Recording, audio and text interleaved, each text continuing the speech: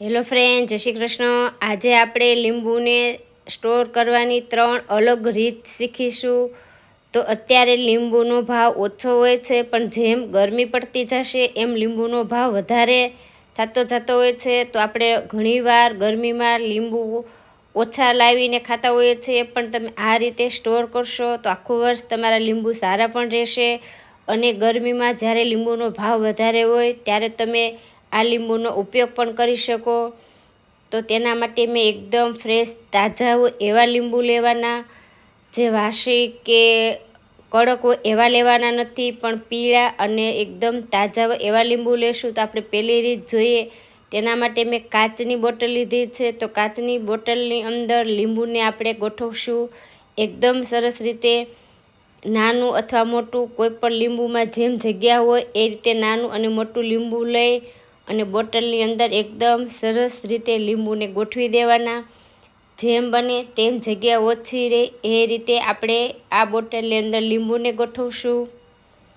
અને બોટલ એકદમ સરસ કોરી કરી લેવાની, પાણીનો ભાગ બિલકુલ ના હોવો જોઈએ। તડકે તપાવીને પછી કાચની બોટલનો ઉપયોગ કરશું, અને ઢાંકણ પણ એકદમ સરસ રીતે પેક થઈ જતું હોય એવી જ બોટલ લેવાની। એટલે આ લીંબુ તમે ફ્રીજમાં રાખશો તો લાંબો સમય સુધી તમારા લીંબુ એવા ને એવા જ બોટલમાં રહેશે। તો આપણે પહેલી રીત જોઈ, હવે આપણે બીજી રીત જોઈશું। તો તેના માટે મેં પ્લાસ્ટિકનો એરટાઈટ ડબ્બો લીધો છે। બહારની હવા ના જાય એ રીતે એરટાઈટ ડબ્બો હોય એવો લેવાનો। તેના માટે મેં એક કોટનની થેલી લીધી છે, અને વ્હાઈટ હોય એવી થેલી લેવાની। તમે સ્ટીલનો ડબ્બો પણ લઈ શકો, પણ મેં અત્યારે પ્લાસ્ટિકનો ડબ્બો લીધો છે। અને કોટનનું જ કાપડનો ઉપયોગ કરવાનો। તમારે આગળ આ રીતની થેલી ના હોય તો કોઈ પણ કોટનનું કાપડ હોય એનો ઉપયોગ કરવાનો।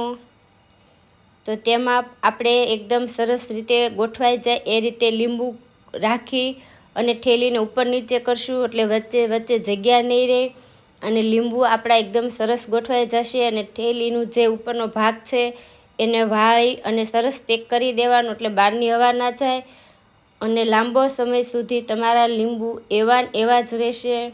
આ રીતે ઢાંકણ પેક કરી અને લીંબુને રાખવાથી લીંબુ 8 મહિના સુધી એવા ને એવા જ રહેશે। હવે આપણે ત્રીજી રીત જોશું। તો તેના માટે એકદમ પતલી છાલવાળા હોય એવા લીંબુ લેવાના, ફ્રેશ લેવાના, અને આ રીતે આપણે પહેલાં ટુકડા કરી લઈએ। જેમ પતલી છાલવાળા લીંબુ હશે એમ સરસ રસ નીકળશે। તો અત્યારે લીંબુના બધી રીતેથી ટુકડા કરી અને 2 ભાગમાં મેં કટ કરી લીધા છે। હવે આ રીતના આપણે એક લીંબુનો ભાગ લઈ અને રસ કાઢશું। હવે આ રીતે બીજું પણ કાઢી લઈએ, અને જે આપણે પહેલાં લીંબુનો રસ કાઢ્યો છે એને ઉપર મૂકી અને રસ કાઢી લેશું। એટલે આપણે લીંબુને વેસ્ટ જવા દેવાના નથી। એકદમ સરસ રીતે આ રીતે 2 લીંબુ ભેગા કરી અને રસ કાઢવાથી સરસ લીંબુનો રસ નીકળી જશે। તો આ રીતના મેં બધા જ લીંબુનો રસ કાઢી લીધો છે। હવે આ રસને આપણે ગળણીએથી ગાળી લઈએ, એટલે જે અંદર પીવું હશે એ નીકળી જશે। તો આ લીંબુના રસને આપણે ટ્રેમાં ભરી અને રાખશું। 5 કલાક સેટ થવા દેશું। 5 કલાક થઈ જાય એટલે આ ટુકડાને આપણે એક ડીશમાં લઈ અને કોઈ પણ બેગ અથવા કોઈ પણ ડબ્બામાં ભરી અને રાખવાથી વરસ દિવસ સુધી તમે આ લીંબુનો ઉપયોગ કરી શકો। તો અત્યારે મેં આ રીતની જે લોકવાળી બેગ આવે છે એ લીધી છે। તમે આ રીતનો ડબ્બાનો પણ ઉપયોગ કરી શકો, પણ સરસ રીતે ઢાંકણ પેક થઈ જતું હોય એ રીતે ડબ્બો લેશો તો પણ તમારા લીંબુના ટુકડા એકદમ સરસ રહેશે। તો મેં અત્યારે જીપ બેગનો ઉપયોગ કર્યો છે।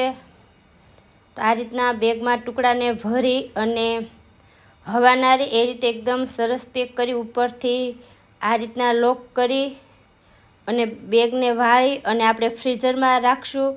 તો તમે આ ટુકડાનો ઉપયોગ આખું વર્ષ કરી શકો, એવા ને એવા જ રહેશે, સ્વાદ પણ એવો ને એવો જ રહેશે। તો બોટલમાં છે એ 6 મહિના સુધી સારા રહેશે, અને આ રીતે ટુકડા કરીને ભરશો તો આખું વર્ષ સારા રહેશે। તો આપણે 3 અલગ અલગ રીત શીખી। તો તમને આ રીત કેવી લાગી તે કોમેન્ટ બોક્સમાં ચોક્કસ લખીને બતાવજો। હજી સુધી મારી ચેનલને સબસ્ક્રાઈબ ના કરી તો સબસ્ક્રાઈબ કરજો અને આ ફોલો કરજો। એન્જોય।